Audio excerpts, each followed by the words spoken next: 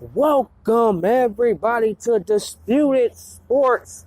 Your host, the one and only Carlos Vernon. I'm back again. And I know we kind of frustrated and a little mad after the Indians lose game 1 of the ALDS 7-2. Tough loss. Hope everybody having a great day here in Cleveland, Ohio. It's going to be all right. We still got to keep the faith. Rally together. Tough loss, though. You're listening to Disputed Sports, where we dispute and investigate and find out the truth about any topic we talk about.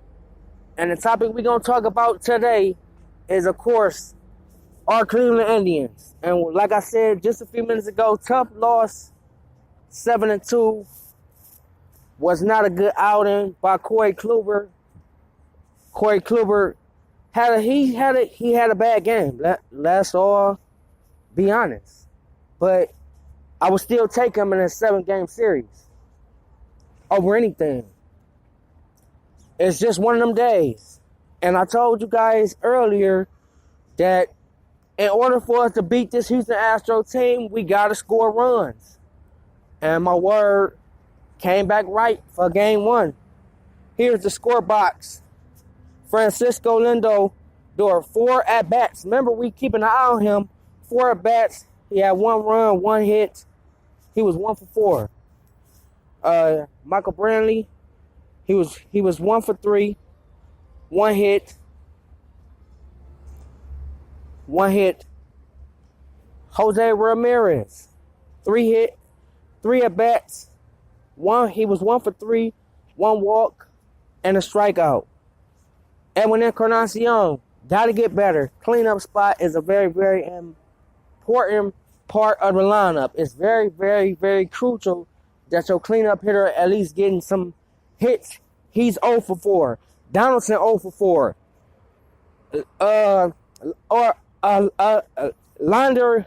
Yonder Alonso 0 for 3.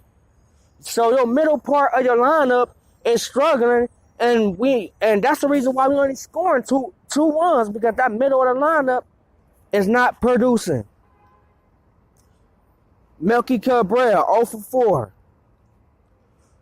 Yan Gomes 1 for 3. Jason Kipnis 0 for 3.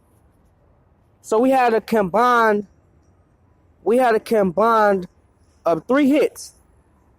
Corey Kluber 4 2/3, 6 hits, 4 runs. 4 of them earned. All 4 of them earned. 2 walks, 2 strikeouts, 87 pitches, a ERA of a 7.71. That's not gonna get the job done. Bauer pitched the inning. He had 2 hits, 1 strikeout, 16 pitches. Clymer, he had a half an inning, and he had 11 pitches. Coney Allen, half an inning, 2 hits, 2 runs on 17 pitches, ERA of 54. That's not gonna cut it. Dan Otero, he had 1 run. He gave up 2 hits, 1 run, and he had 13 pitches. Got an ERA of a 9.00. That's not gonna get the job done. That's not going to get the job done. Between the middle of the lineup and the bullpen, and this pitching, that's how you're going to get swept.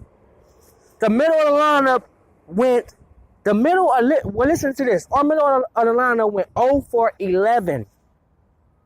0 for 11. And these are the defending champs that we going against, people. The defending champs. And the middle of our lineup go 0 for 11. 0 for 11. That's not gonna cut it. That's not gonna beat the Houston Astros. That's just not gonna cut it. You know what I'm saying? It's just as simple as that. We have to get more production from the middle of our lineup. Now I'm holding Edwin Encarnacion and Josh Donaldson accountable for the rest of this series, because they got to step up. Lindor had an okay game. Ramirez still got to step up. Brantley got to step up. Our top and middle of that order is the heart and soul of our team. So if they not hitting the ball, we have no chance of winning. And as you can see today, we had no chance of winning that ball game. And Corey Kluber just wasn't himself. But I would get Corey Kluber with the ball any day, anytime, anywhere. It just wasn't his day. But sometimes when it's not your day, your offense can pick you up. That's what I was telling y'all last night. Our offense only had 3 hits. 3 hits and scored 2 runs. And that was in the 6th inning against Justin Verlander. The Houston Astros bullpen shut us out. What I tell you, that's one of the keys of winning. Timely hitting, matchups, and bullpen. And that's what the Houston Astros took advantage of today. Give credit to what credit is due. The Houston Astros is a great ball team. It is a great ball club. Verlander did what he's supposed to do. Yeah, he was shaky in the 6th. But then A.J. Hinch came and took him out and gave his bullpen a ball. And they got the job done. They totally got the job done. So you have to give credit to what credit is due. The Houston Astros played a better ball game. They took advantage of timely hitting, back-to-back home runs in the 3rd. They got timely hitting. They took care of it. They took advantage of the matchups that they had, and when their bullpen came in and closed the door. And the Indians had no chance today of winning that game. 0 chance. They fought back in the 6th, made it a 4-2 ball game, but that's when your bullpen got to hold up. Your bullpen got to put up zeros after Corey Kluber scored 4 runs, or otherwise you're not going to win. You have to give your offense a chance to win. So it go hand in hand. Corey Kluber, yeah, he gave up 4 runs.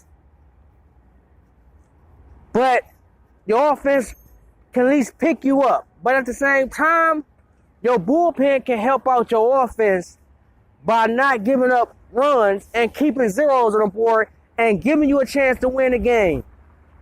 The Indians didn't do none of that today. None of that. The Indians stunk it up today. Stunk it up. Stunk it up. Middle of the lineup, 0-for-11. Unacceptable, people. And Corey Kluber, unacceptable. But he's human. But he's got to play better too. He's got to do a better job. And I know he's not going to sleep well tonight. He's definitely not. He's definitely not going to sleep well tonight coming from his outing. It wasn't a good outing. Was not a good outing. Overall, wasn't a good performance from the Cleveland Indians. We got a lot more to get into coming up next. We're going to talk about Terry Francona and what the Indians need to do to tie this series in Game 2. This is a do-or-die game for the Cleveland Indians. Coming up next. Don't go anywhere. Back in a minute. Stay tuned to Disputed Sports as we come and flip the switch. Back in a minute.